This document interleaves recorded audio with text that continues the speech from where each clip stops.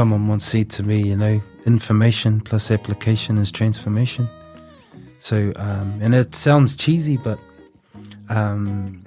change will only happen if you apply some of the key principles that you've learned along the way. This one's for you and you and you and you and you and you. This one's for you and you and you. Da da da da da da. Talofa, everyone. Welcome back to another Talanoa series. Like to welcome all our listeners, our new listeners, also to our ones who have subscribed, also commented just on this Organic Talanoa. But for today, I want to welcome in I'm going to call him my brother because he is here. He's my brother, and there'll be a story behind that. So my brother here, Ratu Joseph Seniloli. So, it's welcome to Organic Talanoa, my man. I know you've got a story for us to talk about with Joe and his wife having setting up just on their little journey with mental wellness and their support in the community. No doubt we'll cover that up as we go through. But welcome to Organic Talanoa, brother. Talofa, Nisamblua Naka, brother. Thank you for having me, also. So Joe is Fijian Samoan, so very unique, and a man of many talents. But we'll just sort of start tapping into. So we start off with the bit of the work you and your wife have started creating, and it's done the work now into the community. Cool, man. Thank you for that humbling introduction there, brother, man. I love your work, and a big shout out to all the other speakers that have come on. It's very encouraging. So, I'm married to a lovely lady called Leanne Seniloli, and we've been married for 21 years. So we got married quite young. You know everything when you're young, as you do, and we got 4 beautiful kids. I got one 21-year-old, 19-year-old. I got to get it right, or else I'll get in trouble. A 16-year-old, soon to be 17, and a 15-year-old in a couple of weeks' time. So 3 boys, 1 girl. And we just your ordinary family out there, young family. So and how we sort of developed what we're getting into now, or even our kind of current roles. Leanne's a neurodevelopmental therapist, which works with the brain with kids, unlocking children's minds through body movement. And she has a movement program, but she's also currently a lecturer for teaching at MIT. And my day-to-day job, I'm a Wellbeing Advisor. And I just work in the space with staff and people, and helping staff connect with, our community a little bit better, and stakeholder relationship. Yeah. But what I do on the side is professional supervision and cultural supervision. I've only just begun that journey, and that's based under. It started off with Wifey's idea, with her business Without Limits Learning. And then I came and snuck in the back door there with a wellness kind of program called Wellbeing for Me, which focuses on professional supervision and cross-cultural supervision. Yep, and I've been doing that for 2 and a bit years. And man, that's kind of like we've been busy. As well as that, you're raising your kids, so through the teen years. Supervising and the advisory as well. Like, how's that been with? So, is there certain groups you work with, age groups, or even particular ethnic groups that you work with? Yeah, so I got a mixture for supervision. Outside of my day role, I work, with social workers, pretty much anyone that's doing face-to-face roles, and just looking at different themes that they might present with at their normal jobs, and also just unpacking some of their mindset through working with the community, or their clients that they have. Very diverse kind of cultural backgrounds and different types of work. So I do that after hours, either online or face to face. Yeah. So is there a common theme like that comes across when you're working with either the advisors or the advisors that you're supporting, or maybe even, well, we'll start off with them as like what are barriers that are probably they're coming across that they're struggling with engaging with our communities? Is it? Yeah, some are depending on what location you're in Auckland, you know, some are some of the barriers could be cultural barriers where you know, in Auckland itself we've got a really diverse culture and people and ethnic groups, and with that comes beliefs and worldviews, and when you're going to meet with I guess clients or families in whānau, you got to have a background to, or read into their background to understand how to approach them, and so a lot of the work in my supervision is just unpacking what we could have done, what went right, what didn't go right, what can we can do better, and some of it is learning about culture, learning how to knock on the door properly, and or taking your shoes off at the house. You know, I have many stories around that where, you know, someone's gotten a shoe thrown at them, yelling in their language, get out of the house, and because they're just simply walking in, not knowing that's simple things like that. So, and then we got barriers such as, and we all know it, drugs, alcohol, domestic violence. So some of these, I guess, issues that come across in our sessions, we have to take a step back because our own personal beliefs, we've got to make sure that it's in line with their policies and procedures. And yeah, I guess just listening to the family before going in there, knowing about the family before approaching the client. So, and it's different in the mental health sector, social work, and also just your NGO sector as well. You know, it's different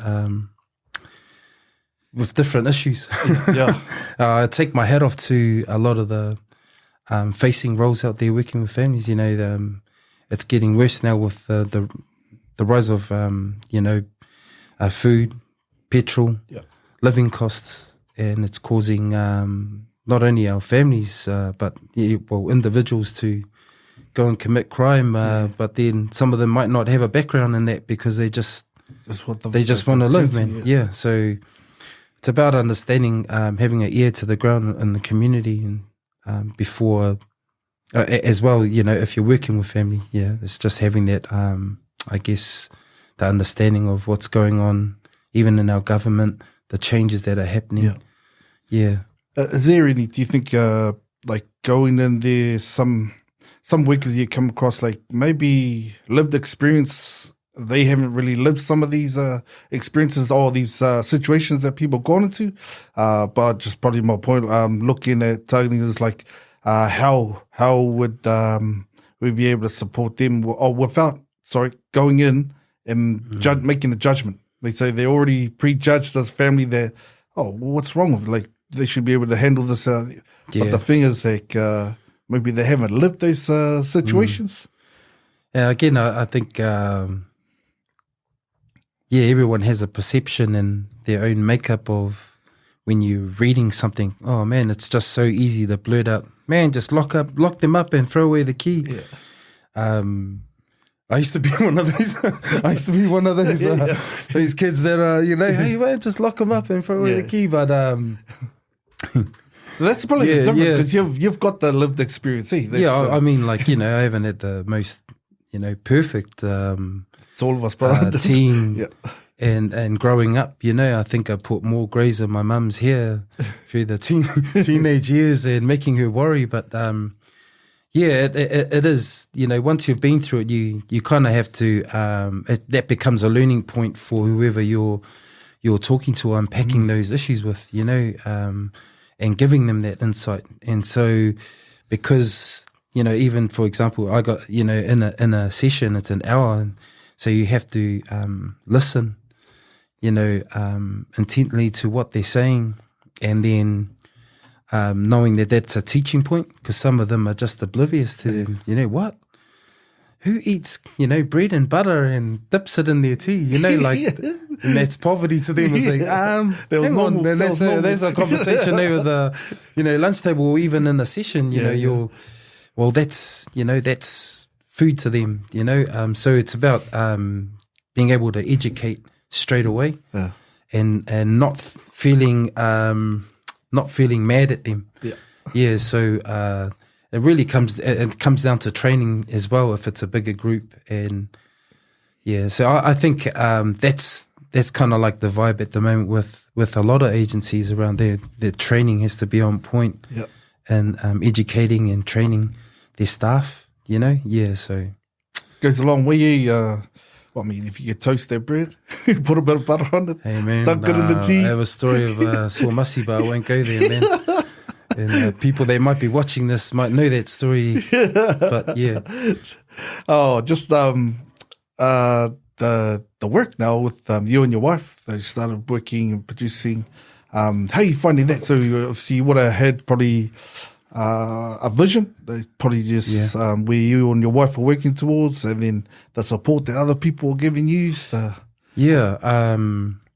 How we met was I was just getting my ass into gear and my life together, bro. Like I said, I haven't been and even coming on to this podcast is pretty big for me. I'm one of those guys that I don't really like sharing unless we're in a group and we're mucking around somewhere and, we're just sharing. But, my journey actually started coming out of a real dark place, and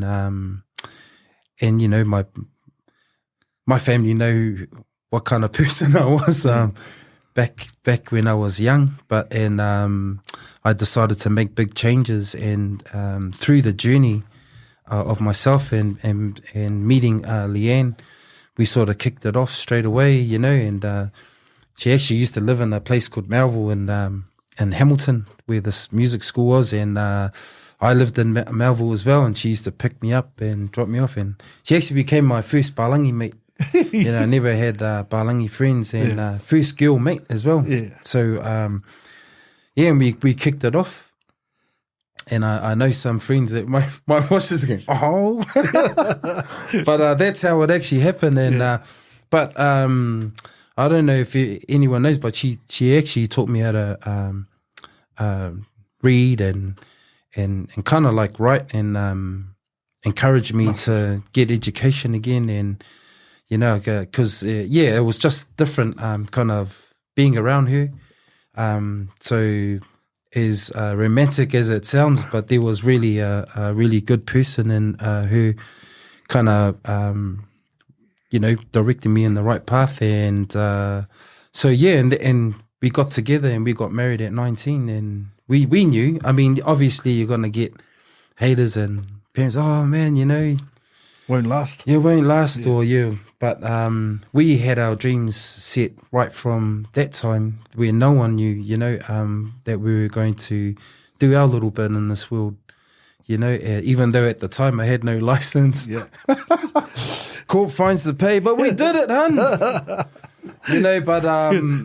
But after that, I just really wanted to get around the right people and get educated again.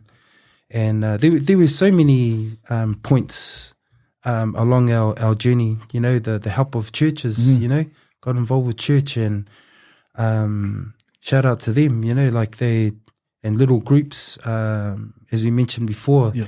There were so many groups that have still guided, and still to this day guiding, and it's always there, never judgmental. When you're in need, they're there for you, So with our journey and our experiences, we always had a kind of like a vision. If it wasn't written down, it was always in the tablets of our heart. Yeah, nice.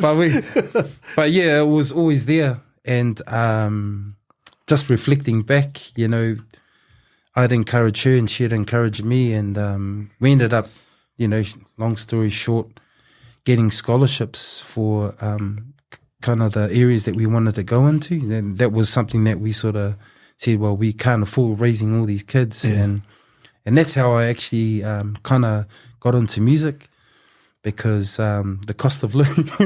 And that was back in, maybe 2008, 2009, just getting involved with different bands. And but that was always my focus, was family first. And at the same time, learning throughout that journey, meeting different people.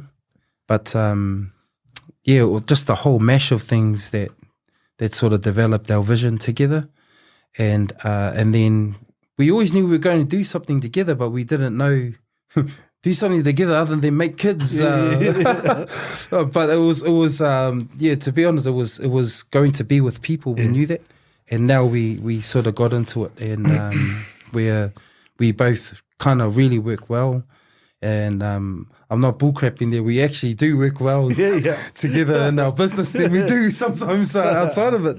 Pretty unheard of sometimes. Yeah. Well, that's the thing. I'm not lying, man. Like, we do get along. We plan, we execute. We know each other's weaknesses. We know what we can do. And I think just from hindsight, if you're not building your partner and your partner's not being built as well, and you're not succeeding together, then you might be swimming in the wrong pond. That's just my own opinion. But so that's how we got into this. And she launched out first, and I supported her in her studies as much as we could. So, that noodle life was good.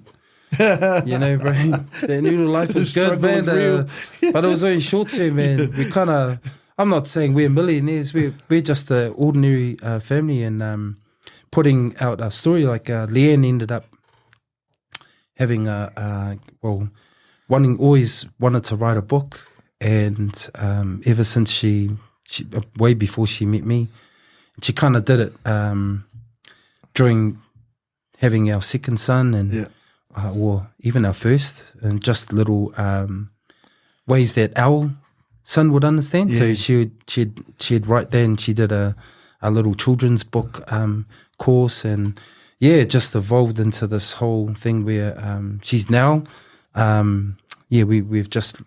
she's launched the book. I just proofread it. Some guys going in the comments probably going to go, hey, at least she didn't say your ABCs. But she that was probably one of the biggest coolest things ever, was that she wrote a book called Simply Love, LOVE, and it's based on some of the research she's done in the area of work that she's sort of in at the moment. And L is for language, so not only cultural language, but the importance of love languages. And then O is for outdoors, so the importance of outdoors and how we need outdoors for our children. V is vestibular, so big word, bro. Hey man, that's why V-I. No, so vestibular in the brain, and in terms of your retention of and memory of remembering behaviors and stuff like that. And then E is exploration, so having a bit of resilience for our children. And it breaks it down. It's got pictures in it too. So for people like myself, you can tell that was my recommendation. Can you put some pictures in there? When it was kind of like a vulnerable sort of project too, because you're putting all your heart and soul, and she's English Maltese, and I'm Fijian Samoan. So, and then we have our beliefs, and then we have our cultural upbringings, and some things to unpack, and some things you might disagree with, but it just basically shares all our journey in a nice way in a book. And we decided to put it in a program, a 6-week program. And we were able to do that, our first sessions in the just mid-year. So we completed that, and we got big plans for next year as well. and continuing that. So yeah, a whole life journey into the book, and then it to have workshops come off it, and her doing her thing and mine. So yeah. Is that been set up onto a website yet? Or is yes, that Without Limits Learning. Okay. She's also on LinkedIn, Yeah. Facebook. And like I said, it's kind of, when you're doing something like this, I mean, if it was with Waddies, cans, it's all cool, but it's all your heart and soul. And then with media today, you kind of get worried, like, man, what's people going to say? And, but I always know that there's a family, or there's a multicultural family out there that's starting their little family. And just like what we talked about in the beginning, I don't even want to do this, man. You're here doing it, because of the connection, because of the mums, but then after a while, it's not about you. It's about there might be someone out there that they might need a little bit of guidance, or going through some issues. We'd be the first ones to put our hands up. We're not perfect parents. We're not the perfect couple either, but we're just doing our bit. Yeah. I remember listening that sometimes, with a lot of the social media, all the stuff that gets put up there, or content that you put out yourself, it's probably a good reminder that it's like people are either going to like it or not, but all matters, man, at least you're doing something, like at least we're doing something, man. I just wanted to go back and just touch a bit, because I touched on a bit around the not knowing, re-educating, not knowing how to write or read again. So how daunting was that for yourself? Because you had pretty much gone into teenage years. You were in this situation, is it? Or my teenage years was, man, I always, when my sons were younger, I used to go, I went to 3 schools because of scholarships for rugby. It wasn't like that, but I sort of had a crazy teenage years, but I had to, when I got married again, that was it. Like, the cool thing, I had a son that I had something to live for. So mine wasn't like the classic, man, I'm going to take off and, but it actually wanted me to be a better person. I had something to live for, and I was a kind of example. So, and then there's been key people along the way that's helped me, to believe in, self-confidence and all this. But I actually did I went to night school again, and I was in a class full of like 40 plus year olds. Yeah, that was humbling. And some could only do their signature with an X. But I just went back and just started from, basic courses and just just getting into books and reading, because when your lifestyle's like you just count 20s but nothing else, and then you get thrown into this big life change. And my belief in God is a massive part of my life, and all praise to him. He's kind of gotten me through that. But and discovering music, because music was a tool that he used to get me and keep me. You've played with I know you've played in front of some big crowds, but you love music yourself. It's something like a relaxing or mental wellness sort of method or way for you to sort of chill a bit. Yeah. I kind of like it.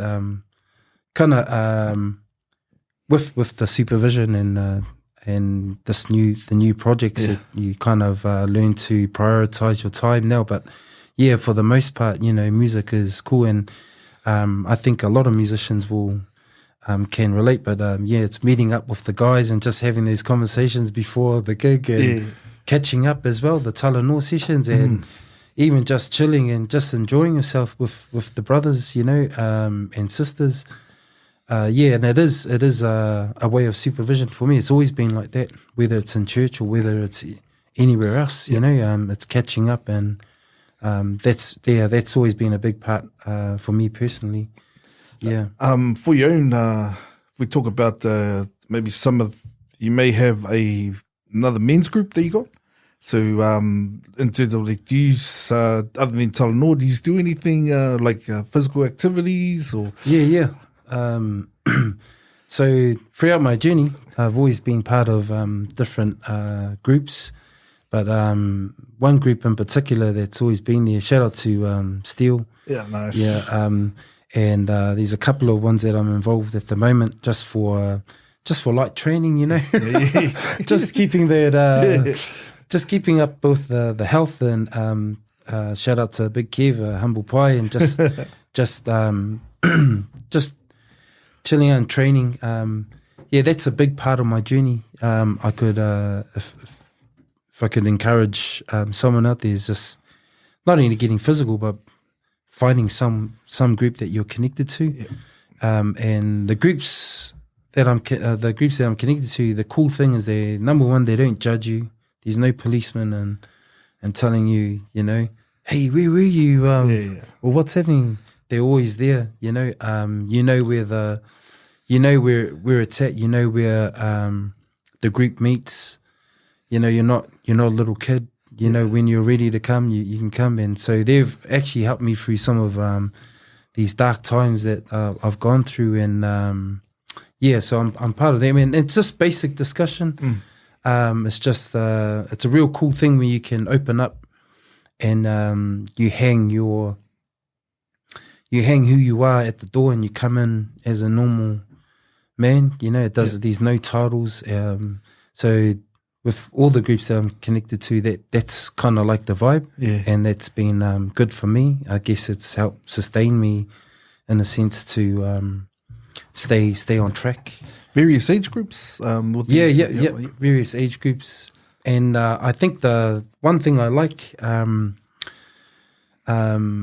actually got a little getaway in Orewa, and one of the cool things about that is we have access to it on the weekends and long weekends, but is the old men that are there. Yeah, and they're all semi-retired, and they're Balangi, some are different cultures, and it's just cool just to sit and learn off them.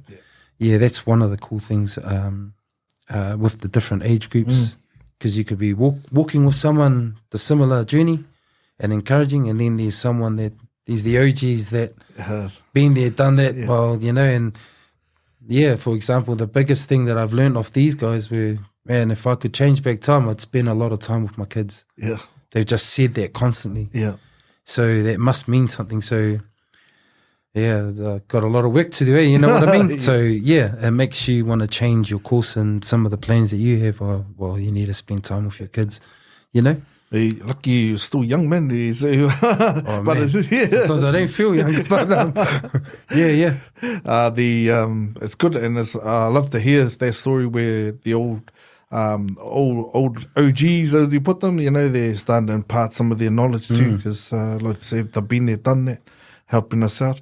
I'm just thinking too around the lines of if you're come across a situation with some of the youth that you've come across, there may have been same situations as what you've gone through. Do you find that those numbers have grown? Like if you've come across that amount, like have the numbers increased over years? Yeah, I think so. A few years back, or many moons ago, I was working for a youth organisation, and even then, over time, you know, it kind of when the government changed, you know, and they brought prostitution in as being legal, then you saw the health stuff raised. So there's a bit of movement from government, not on responsibility, but like just over time, the drugs, and then the age group of pregnancies, the age group of usage of drugs. Pregnancies got younger. And even when they brought in synthetics. So one of my roles before was at the DHB, the WDHB, and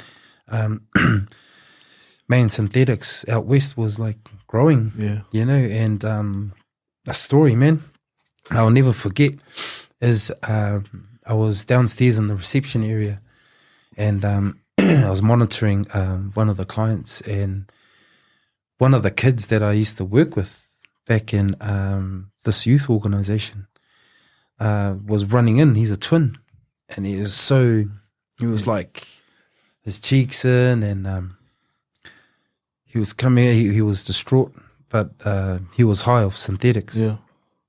And his brother was bringing him in, and they both had just dropped weight, and they looked at me and they recognized me, and they started crying. They said, "Oh, Joe, help me. Yeah, and it's just so sad because I knew their case, I knew their family, and just their situation, but also the hold that drug has on our community or our young people. So yeah, it always jogs my memory to that situation when we're talking about youth, and you know, if it's gone worse, man, I think it is. And I'd like to think about ways that we can creatively reach out, and that's why I do take my hat off to a lot of organizations that are doing youth, the police, you know, whānau groups. We're all playing our bit.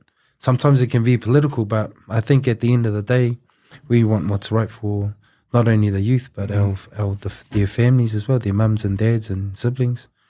It must break your heart, man, to understand where they're coming from, but it's probably a good point that, like, mentioning that is probably for others to understand that that's the ugly side that you see, you know. So like, I don't know, were there these have you ever run into them again, or the guys, or just some I have, and some has been funny, taking my son to Rainbow's End, and then, you know, one kid had Asperger's, and you kind of thought, like, at that time when they were young, man, this guy's hi, my name is da-da-da-da, and just start doing backflips, you know. It's like, man, this guy's got a lot of energy, but the man ended up finding himself a wife, and he looks after horses. Oh, nice. Yeah, he was able to manage himself and his, you know, just who he is, and his Asperger's. So some people you meet up like that, and some people, you end up going to their funeral, you know, because the family you've worked with over the years, they've asked you, oh, can you know, come to this funeral, and then you go, and that's a normal day, you know. You go, previous roles are, you know, that's what it was like, you know. You end up going to, you know, I've been across the table where, you know, you were with a young person, and then you get called in the office, and, you know, saying that they saw, you know, someone's committed suicide, and, you know, and it was your client, you know, and those are the tough discussions that makes you think, but it also encourages you to stay in the game. Yeah. I think straight away when you look at the mum and the dad, and you already know when you did the planning for this case that straight away you already knew the components that ruin this family, you know. So, yeah, I think it's encouraging, you know, when you go to funerals like that to see families, and or even to celebrate the small successes with some of the clients that you get. Thanks, bro. Like, some pretty in-depth topics there. Just probably as we wrap up. So just probably a word of encouragement. You've probably given a whole lot. If there's anything else before we wrap up, just an encouragement for not just our men, but also for our communities. Oh, cool, man. Man, that's, I guess one thing that's really helped me out on my own personal journey, and that's someone once said to me, you know, information plus application is transformation. So, and it sounds cheesy, but change will only happen if you apply some of the key principles that you've learned along the way. When you apply a lot of things, and an example of that for me, I moved down to Hamilton. You know, I needed to get away from, and this is just me. You know, I needed to get away from family. I needed to get away from friends because I was losing it. You know, and if I didn't apply that, if I didn't do whatever happened after that, I don't think my life would have been where it is now.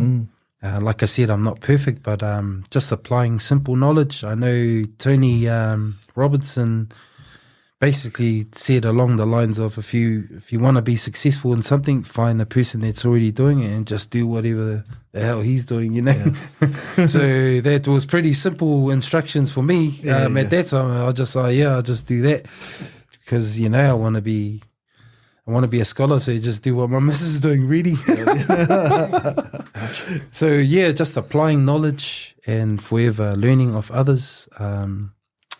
Yeah, that's my do whatever it takes to stay motivated. You know, that means moving away from the boys. Then it's moving away from the boys because you have to become a man soon. So I just made it. Still got a way to go. You're still young, man. You're still young, brother. That's us, bro. Hey, thank you very much, also, for coming on here at Organic Talanoa. If there is some topics that you may have sort of listened into and thought about whether Joe may be able to support you or myself or any other support we can give on Organic Talanoa, by all means, either message in our YouTube channel, on Facebook, on Instagram. We're always out here just to help and support where we can. But my man, thank you very much. It's not the end. I know there will be we're connected now for life. So my man, This one's for you and you and you and you and you and you. This one's for you and you and you. Da da da da da da.